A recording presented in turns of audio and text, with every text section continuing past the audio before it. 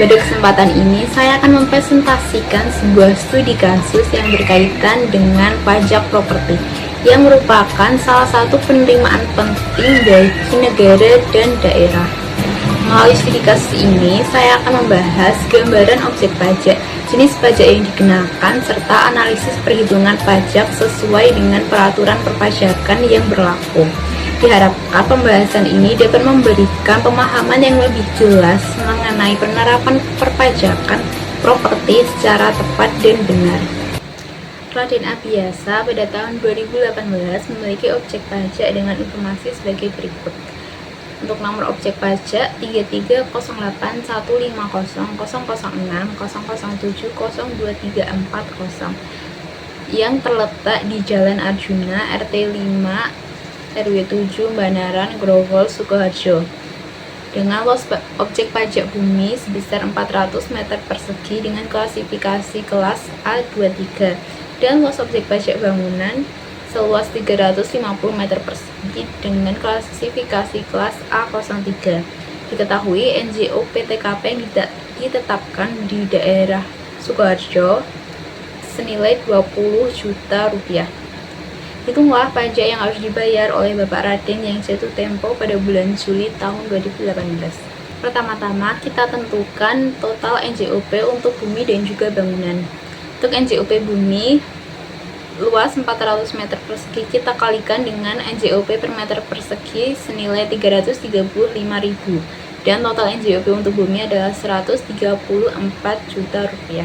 Untuk NJOP bangunan dengan luas 350 meter persegi kita kalikan dengan NJOP per meter persegi senilai 823.000 dan didapat total NJOP adalah 288.050.000 rupiah.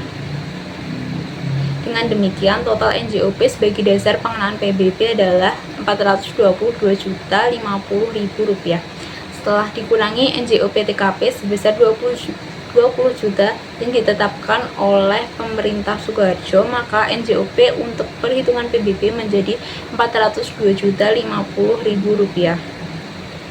Selanjutnya kita akan menghitung nilai jual kena pajak, yaitu sebesar 20% dari nilai jual objek pajak, sehingga diperoleh NJKP sebesar 80.410.000 rupiah. Berdasarkan ketentuan tarif PBB sebesar 0,075%, maka PBB terhutang adalah 0,075% dikalikan dengan NJKP, yaitu sebesar 60.308 rupiah.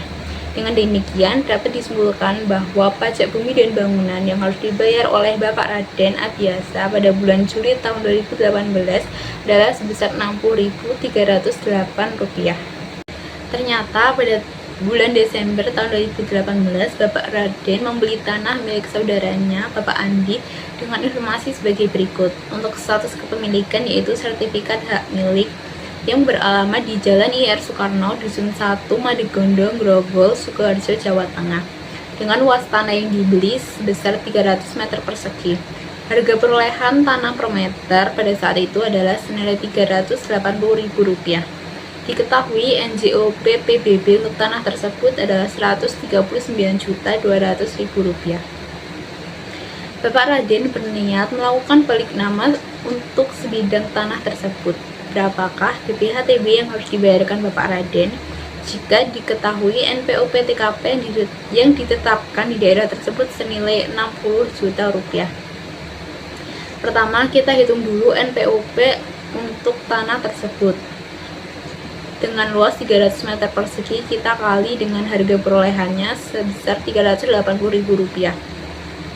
Hasilnya Rp114.000.000 untuk NPOP-nya. Karena diketahui NJOP-nya senilai Rp139.200.000, yang artinya NJOP lebih tinggi daripada NPOP, maka yang akan kita gunakan sebagai dasar perhitungan BPHTB adalah NJOP. Rumus untuk menghitung BPHTB adalah tarif 5% kita kalikan dengan NPOP dikurangi NPOP TKP.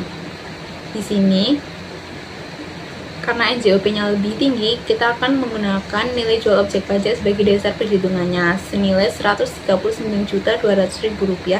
Kita kurangkan dengan NPOP TKP-nya senilai Rp60 juta dan kita kalikan 5%. Hasilnya BPHTB yang harus dibayarkan Bapak Raden atas jual beli tanah tersebut adalah Rp3.960.000. Selanjutnya, Bapak Raden memutuskan untuk membangun ruko di atas tanah yang berlokasi di Jalan IR Soekarno yang diperoleh dari saudaranya. Tanah seluas 300 meter persegi tersebut di atasnya dibangun 5 unit ruko dengan luas masing-masing 50 meter persegi. Pembangunan selesai pada bulan November tahun 2019 dengan total biaya pembangunan senilai Rp87 juta dan mulai dipromosikan untuk disewa. Harga sewa tiap satu unit ruko ditetapkan sebesar 18 juta per tahun. Pada bulan Januari 2020, sebanyak 2 unit ruko berhasil disewakan. Selanjutnya, pada bulan Maret 2020, 3 unit ruko lainnya juga telah disewakan sehingga seluruh ruko telah terisi. Perjanjian sewa dilakukan untuk jangka waktu 2 tahun dan pelunasan sewa dilakukan setiap awal tahun. Selama masa penyewaan, seluruh biaya perawatan ruko ditanggung oleh penyewa, sedangkan pajak bumi dan bangunan tetap dibayar oleh Bapak Raden. Soal yang pertama, berapa besarnya PBB terutang tahun pajak 2020 yang harus dibayar Bapak Raden untuk kedua objek pajak yang dimilikinya? Soal yang kedua, berapa PPh final atas pendapatan sewa properti Bapak Raden? Pertama, kita akan menghitung besarnya PBB terhutang tahun pajak 2020 yang harus dibayarkan Bapak Raden untuk kedua objek pajak yang dimilikinya. Seperti penjelasan di atas, karena tidak ada perubahan terkait tarif dan juga nominalnya.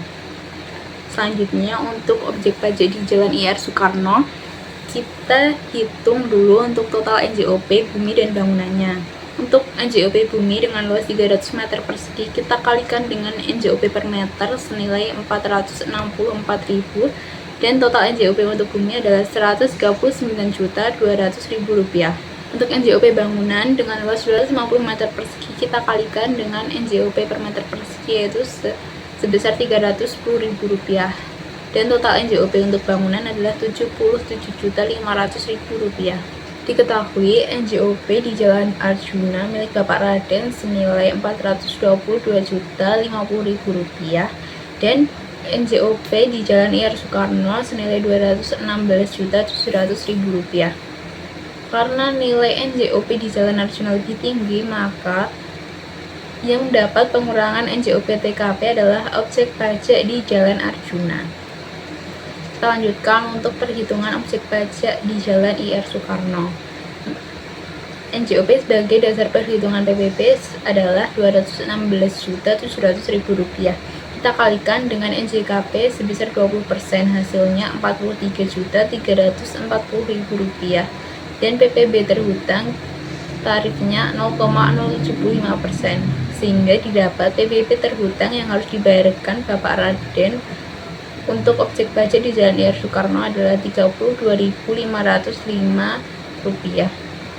Jadi PBB terhutang yang harus dibayarkan Bapak Raden pada tahun 2020 untuk kedua objek pajak yang dimilikinya adalah Rp92.813.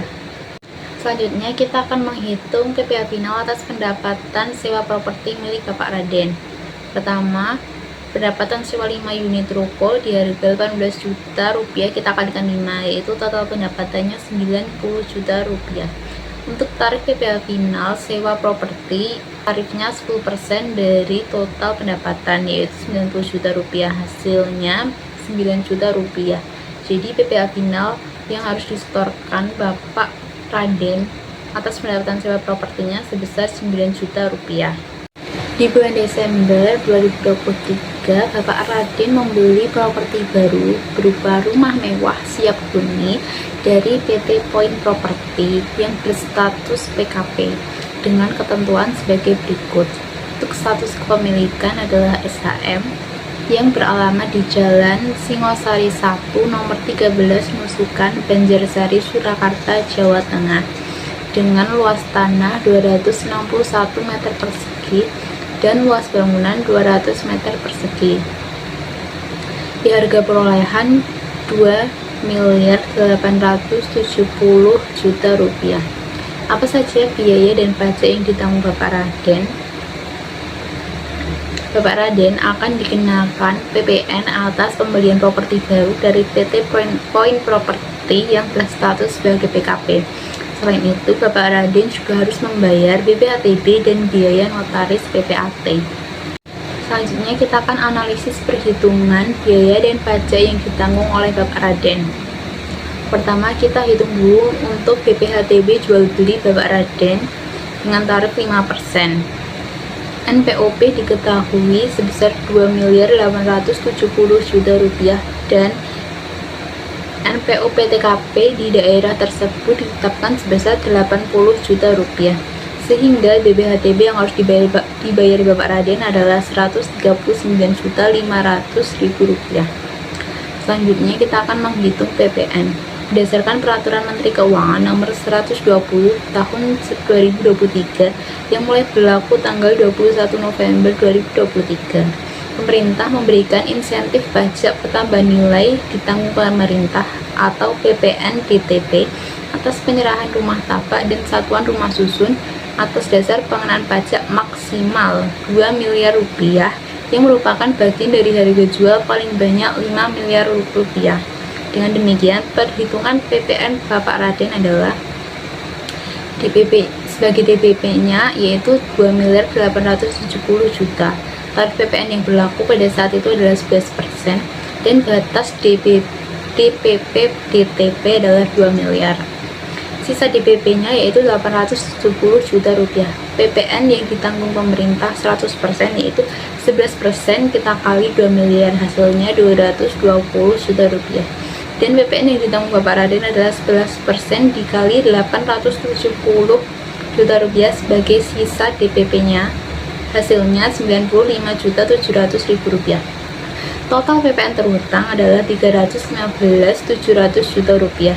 Dari jumlah tersebut, 220 juta ditanggung pemerintah dan sisanya senilai 95.700.000 rupiah dibayarkan oleh Bapak Raden. Selanjutnya kita hitung biaya notaris PPAT. Biaya notaris disepakati 1% dari harga perolehan. Jadi 1% dikali 2.870.000.000 rupiah, hasilnya 28.700.000 rupiah. Total perkiraan biaya dan pajak yang ditanggung oleh Bapak Raden adalah BPHTB sebesar 139.500.000 rupiah dan PPN 95.700.000 rupiah. Tambah biaya notaris sebesar 28.700.000 rupiah. Totalnya 235.200.000 rupiah yang harus ditanggung oleh Bapak Raden sebagai pembeli. Di awal tahun 2025, Bapak Raden menerima hibah wasiat dari ayah kandungnya berupa sawah dengan luas 2.778 meter persegi di daerah Banyudono, Boyolali dengan nilai pasar senilai 2.500.000 per meter persegi. Diketahui NJOP dalam SPPT nilainya 6.915.000.000 rupiah dan NPOP TKP ditetapkan pemerintah setempat sebesar 400 juta rupiah. Kita akan menghitung BPHTB hibah wasiat yang ditanggung oleh Bapak Raden. Diketahui NPOP-nya untuk luas 2.778 meter persegi, kita kalikan harga perolehan per meternya senilai 2.500.000, hasilnya 6.945.000.000 rupiah. Dan NJOP yang ditetapkan 6.915.000.000 rupiah. Untuk NPOP TKP-nya 400 juta rupiah. Karena NPOP di sini lebih tinggi daripada NJOP yang ditetapkan, maka kita akan menggunakan NPOP sebagai dasar perhitungan BPHTB-nya. Karena ini hibah wasiat, untuk hibah wasiat ataupun waris, tarif BPHTB yang dikenakan adalah sebesar 2,5% dikalikan NPOP dikurangi NPOP TKP. Di sini NPOP-nya senilai Rp6.945.000.000 dikurangi Rp400.000.000 dan kita kalikan tarifnya 2,5%, hasilnya Rp163.625.000. Jadi BPHTB yang ditanggung Bapak Raden atas hibah wasiat senilai Rp163.625.000. Demikian pemaparan studi kasus perhitungan pajak properti yang telah saya sampaikan. Semoga penjelasan ini dapat memberikan pemahaman yang lebih jelas mengenai proses dan ketentuan perhitungan pajak properti. Terima kasih atas perhatiannya. Wassalamualaikum warahmatullahi wabarakatuh.